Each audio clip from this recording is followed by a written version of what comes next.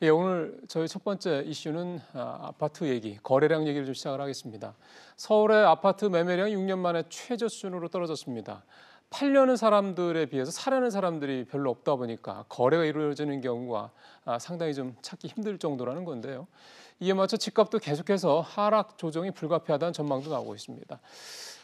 이유가 뭘까요? 그리고 앞으로도 계속 이럴까요? 실제 집값은 또 얼마나 떨어질까요? 또 떨어졌을까요? 이런 부분들을 두루두루 살펴보면서 향후 부동산 전망까지 오늘 얘기를 좀 나눠보겠습니다. 한국건설산업연구원 두성규 박사 모셨습니다. 박사님 어서 오십시오. 안녕하세요.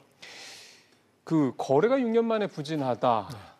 시장에서 그러면은 실제로 거래되는 아파트들이 뭐 찾아보기 힘들다 이 정도로 보면 됩니까? 그렇죠. 지금 서울에 뭐 20개 넘는 구가 있습니다만 25개가 있죠. 네, 그렇죠. 한 구마다의 거래량은 거의 100건에 못 미치는 상황들이 전개되고 있고요. 그게 한 달 단위고요. 그렇죠. 한 달 단위로 할 때 지난달 1월 달이죠. 1월 달의 거래량이 1년 전의 거래량에 비해서 80% 이상 줄었다고 볼 수 있습니다. 네. 그래서 거의 지금 1,800 뭐 이런 7건으로 지금 나오고 있는데요. 그러게요. 이 부분을 갖다 생각한다면은 실제로 현장에서는 거래가 거의 되고 있지 않다 이렇게 보여줄 수 있고 정부가 이야기한 대로 이런 부분들이 전체적인 어떤 가격 하락에 영향을 미치고 있는 것은 맞지만 어쨌든 거래가 되고 있지 않다는 것은 시장에 있어서의 생기를 잃어버린 상황이기 때문에 여러 가지 나오는 많은 지표들이 어떤 의미를 충분히 확보하기에도 좀 무리가 되고 있지 않나 그런 생각이 듭니다. 1월 달이라 좀 비수기라 그런 거 아닐까요? 그런 부분들이 있을 수도 있습니다. 1월 달에 비수기이고 이제 지금부터 2월 달에는 아무래도 개학을 앞둔 신학기 그렇죠. 개학을 앞둔 그렇죠. 그러한 어떤 여러 가지 이제 학군 관련되는 또 이동 수요도 있고 하기 때문에 새로운 부동산 시장에 있어서 활기에 대한 기대감들도 있기는 합니다. 그러나 지금 가격의 거래량 자체의 어떤 하락 자체가 지금 작년 2018년도 9.13 대책 이후에 점차 계속해서 약화되고 있는 모습들이 강하게 나와 있고요. 또 가격 자체도 지금 12주 이상 사실은 서울의 주택 가격, 아파트 가격이나 주택 가격이 12주 이상 하락세를 보이고 있는 점을 고려한다면 이 거래량 부분에 대한 어떤 확장 가능성은 아무리 비수기를 지난다 하더라도 지금 심리적인 부분들에 있어서 시장의 심리가 굉장히 냉각되어 있는 상황이기 때문에 기대하기는 쉽지는 않을 것 같습니다. 그 냉각된 이유에 대해서는 잠시 후에 다시 여쭤볼 건데요. 그냥 원론적인 부분이 갑자기 궁금해져서 거래가 이렇게 이루어지지 않으면 부동산에 미치는 영향이 어떻다고 우리가 이해하면 됩니까? 그렇죠. 거래가 이루어지지 않을 경우에 있어서는 당연히 이제 거래로 인해서 사실은 거래량 자체가 떨어지게 되면 가격 자체가 약세를 띠는 부분들은 분명히 있을 수밖에 없습니다. 집값이 하락할 여지가 있다. 시장에 있어서 사실은 그래서 현재 나오고 있는 많은 그 한국감정원의 거래 가격 자체에 있어서도 거래량이 뒷받침되지 못하다 보니까 약세인 것은 맞지만 이러한 부분들에 대한 가격이 시세를 충분히 반영시키고 있느냐에 대한 의문들이 많이 있을 수 있고요. 또 거래량 자체가 시장에 있어서 자연스러운 흐름이라기보다는 거래량 자체 축소 자체는 정부의 다양한 어떤 여러 가지 규제, 전매 제한도 있는 부분들이 있고요. 또 여러 가지 임대사업자 등록이나 이런 부분들로 인해서 제약되고 있는 측면이 있다 보니까 이런 부분들은 어쨌든 부동산 시장이 정상화되고 있지 못한 모습들을 반영하고 있는 것이기 때문에 어쨌든 거래량이 회복되지 않으면 여러 가지 정부가 시장 가격의 안정이라는 그 궁극적인 정책 목표를 달성하기에는 다소 부담스러운 어떤 요인으로 작용하지 않을까 싶습니다. 아까도 말씀하셨던 게 12주 연속 서울의 집값이 계속 하락세다라는 말씀을 하셨는데 실제 하락률이 1%가 안 되죠. 1%는 되고 있지 않습니다. 그렇죠. 그러나 지금 이제 지금 지난 2월 1일자 기준으로 한다면은 0.16% 이제 하락을 하고 있는데요. 전주가 0.14%. 즉 사실은 9.13 대책 이후에 전체적인 주택 가격 하락 폭은 사실은 0.05에서 0.08 정도로 오르내렸는데 그 폭이 조금 더 깊어지고 있습니다. 그래서 이런 부분들이 전체적으로 시장의 냉각된 심리를 반영하고 있을 뿐만 아니라 향후에 있어서도 이런 심리가 약화된 가운데 거래량이 줄어들게 되면 전체적으로 시장에 있어서 매수인뿐만 아니라 매도자들도 사실은 더 위축될 수밖에 없고 시장에 대한 기대감들이 없기 때문에 더욱더 시장 자체를 거래를 둔화시키게 되고 시장을 점점 더 위축시키고 나중에 자생력을 잃어버리게 되는 그러한 상황으로 몰아갈 수 있습니다. 근데 집값이 정말 많이 떨어졌습니까? 그 부분은 이제 체감되는 부분에 있어서는 저도 이제 방송에 출연해서 이렇게 거래량이나 한국감정원 자료를 가지고 거래량도 그렇고 가격 부분도 12주 이상 약세를 보이고 있습니다라고 하지만 주택을 구입하고자 하시는 분들이 또 현장에 가보게 되면은 체감되는 부분은 그렇게 가격이 글쎄요. 떨어지지 못했다라는 이야기들이 나오고 있습니다.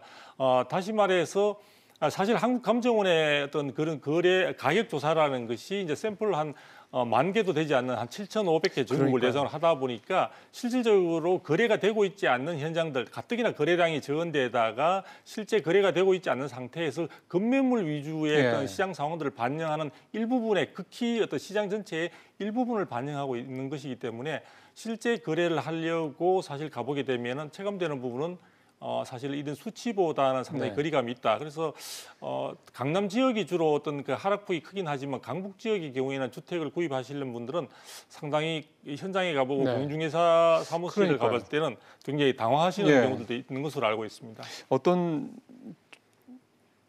데서는 그렇게 또 보는 시각도 있더라고요. 2014년 이후부터 본격적으로 이제 집값이 올랐다라고들 보통 하는데 그때 이후로 강남 같은 경우는 한 8억 정도가 올랐다고 그러는데 최근에 떨어진 건 3억밖에 안 돼서 뭘 그거 가지고 떨어졌다고 얘기할 수 있는 이렇게 얘기하는 분도 있다고 그러는데요. 근데 지금 저희가 거래 절벽 얘기를 지금 얘기를 하고 있기 때문에 거래 절벽이 지금 그 상황이 계속되고 있는 이런 상황에서는 결국은 이제 살려는 사람은 더 떨어질 것이다라는 기대감을 갖고 있는 거고 팔려는 사람들은 지금 팔기에는 뭔가 여러 가지 좀 뭐 부담스러운 부분들이 있다라는 부분들이 좀 서로 좀 맞서고 있는 이런 형국인 거잖아요. 그렇죠. 그 시장에서 서로 매도자와 매수자가 기대하고 있는 수준 자체는 굉장히 큰 폭의 차이를 보이고 있습니다. 즉 매도하시는 분은 어느 정도 가격이 조정된, 그러니까 지금 말씀하신 대로 한 그 9.13 대책 이전에 비해서 한 3, 4억 정도 떨어진 것은 상당히 큰 폭이 아니냐라는 생각으로 급매물이라는 내용으로 내놓게 되는데, 매수자가 기대하는 부분은 향후에도 주택 가격이 하락할 것이라는 그런 기대감과 함께 적어도 문재인 정부가 출범할 당시 정도 수준까지는 떨어져 줘야 된다는 그런 정도의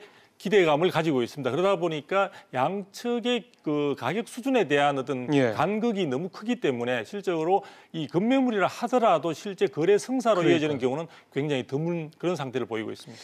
30대 내 집 마련을 원하는 30대들에 대한 설문조사에서 이분들이 원하는 집의 대략적인 가격이 3억 한 4천만 원 정도더라고요. 근데 작년 12월 기준으로 서울의 아파트 중위 가격, 중간 가격이 8억 원이 넘으니까 대략 양자 간의 차이가 5억 정도가 나는데 이런 5억이면 이거는 뭐 사실은 좁힐 수 있는 갭은 아닌 것 같습니다. 그렇죠. 지금 뭐 강남 지역을 이야기하게 되면 오히려 10억까지 갈 정도로 사실은 되게 천문학적인 숫자로 올라가 있는데요. 이런 부분들에 대한 간극을 좁히기에는 지금 매도자나 매수자 서로 힘겨루기를 하는 가운데 서로 기대하는 수준은 굉장히 아까 말씀드린 대로 아주 큰 간극을 보이고 있기 때문에 실제로 이 부분이 여러 가지 정부가 다양한 어떤 주택 규제라든지 다주택자 대출 억제라든지 이런 것을 통해서 시장을 억누르고 있긴 하지만 그 간극을 이런 정책 혹은 또 제도만으로 줄이기에는 다소 좀 한계가 있지 않을까 그런 생각을 가지는 거죠. 근데 지난달에 표준지 단독주택 공시가격 상향 소식 나온 것도 지금 거래 절벽에 뭐 일조를 했다는 얘기도 나오고 그다음에 이번 달에 표준지에 대한 공시지가도 또 나오는데 이것도 또 뭐 두 자릿수 이상 올라갈 가능성이 높다 얘기가 나와서요. 그렇다고 그러면 이것도 역시 이런 거래 절벽 상황, 그러니까 좀 시장의 어떤 이런 좀 어떤 냉랭한 이런 모습에는 좀 더 영향을 줄 수가 있겠죠. 줄 수 있습니다. 그러니까 지금 단독주택의 경우에는 뭐 평균으로 서울 같은 경우는 0.14% 정도 오른 것으로 지금 나와 있고요. 14%가 오른 것으로 나와 있고요. 지금 토지 같은 경우에는 지금 16% 이상 오른 것으로 나와 있는데요. 이런 부분들에 대한 이 부분을 공시지가 혹은 공시가격을 올리는 부분은 정부가 이런 세수 부분이나 이런 데는 긍정적으로 작용할 수 있겠지만 실제로 매도자로서는 보유에 따른 부담은 느끼지만 이것을 지금 매각하는 데 있어서 여러 가지 제도적인 장애 요인들이 있지 않습니까? 양도세 부담이라든지. 그래서 그런 세제 부담 없이 보유에 대한 심리적 압박감을 가하는 일방적인 정부의 어떤 대책은 아무래도 시장에 있어서 지금 버티기를 하고 있는 시장 상황에 그렇게 긍정적인 요소로 작용하기는 쉽지 않다라는 생각을 하게 되고요. 아무래도 공시가격이 오르게 됨으로써 심리적 압박은 많이 가지게 되겠지만 이런 부분들이 거래 매물로서 등장하기에는 또 매수 입장에서도 추가적인 어떤 매물들이 많이 쏟아져 나올 것을 기대하다 보니까 시장에 있어서 거래 형성 자체를 오히려 방해하거나 감소시키는 요인으로 작용할 가능성이 크다. 그래서 제가 보기에는 공시가격의 인상 자체가 현실화, 정상화라는 어떤 이런 어려움 하에서 정부가 발표를 하고 이 부분들로 인해서 여러 가지 보유 다주택자들을 특히 중심으로 해서 주택 보유에 대한 압박감은 강도는 높이고 있지만 이 부분이 정부가 이야기하는 시장에 있어서 정상화 혹은 과세 부분에 있어서 형평성에 맞는 그러한 긍정적인 목표 결과로 가기에는 다소 조금 시장에서의 어떤 느끼는 그 부분과 정부의 생각은 굉장히 큰 이전에 또 이것도 간극이 있어 보입니다. 다주택자들이 사실은 정부의 의도는 많은 갖고 있는 여러 채의 집을 내놓기를 바라는 거잖아요. 그렇죠. 근데 가장 큰 걸림돌 중에 하나는 양도세가 지금 너무 높다라는 그렇죠. 거죠. 다주택자들은 중과를 또 하니까. 그러면 지금 상황에서 다주택자들이 집을 안 내놓는 이유는 양도세 때문이라고 그게 가장 크다고 봐야 됩니까? 아니면 지금의 이런저런 상황들, 이때 뭐 세금 부담이라든가 이런저런 시스템들이 내가 견딜만 하다고 생각해서 물량을 안 내놓는 걸까요? 네, 그 부분은 지금 대출 규제가 강화됨으로 인해서 지금 보유에 따른 부담은 굉장히 느끼고 있는 것 같습니다. 여러 가지 전체적인 지표를 보면은 다만 이런 양도소득세 부분이 굉장히 크게 작용을 하고 있는 것은 틀림이 없는 것 같고요. 그래서 이런 부분들이 정부가 이야기하는 보유에 따른 부담을 늘리는 것만으로는 아마 정책의 효과를 달성하는데 한계가 있지 않을까. 그래서 오히려 이러한 여러 가지 지금 보유에 따른 부담은 굉장히 많이 높여놓고 또 다른 어떤 전매 제한이나 이런 또 상반되는 것들이 지금 있는 상태에서 양도 부분에 관한 비용 부분들을 좀 줄일 수 있는 부담을 줄일 수 있는 그런 제도 개선만 된다면은 정부가 생각하는 의외의 사실은 시장에 있어서 좀 더 정상화되는 모습 가운데 정부의 목표, 즉 시장 안정화도 도모할 수 있는 그런 쪽으로 연결될 수 있지 않을까라는 기대감도 가져보게 됩니다. 양도세를 내리고 하는 부분에 대해서 사실은 전문가분들 사이에서도 의견이 좀 많이 갈리시더군요. 근데 도 박사님께서는 그래서 조금 퇴로를 열어줄 필요가 있다라는 쪽에 충분히 다른 쪽을 통해서 부동산 투기에 대한 어떤 방어 장치들이 지금 충분히 구축되어 있기 때문에 정부가 좀 더 정책에 대한 자신감을 가지고 이제는 그리고 과거와 달리 이제는 양도세 부분, 즉 거래세의 형태를 가지고 있는 양도세 부분에 대한 완화도 충분히 해볼 수 있는 선택해볼 수 있는 저는 정책 수단의 하나가 되지 않을까 생각을 해보게 되는 거죠. 지금 상황에서는 어쨌든 거래 절벽 상황은 조금 더 갈 가능성이 높다 이렇게 이해하면 되겠습니다. 그렇습니다. 알겠습니다. 박사님 말씀 잘 들었습니다. 감사합니다.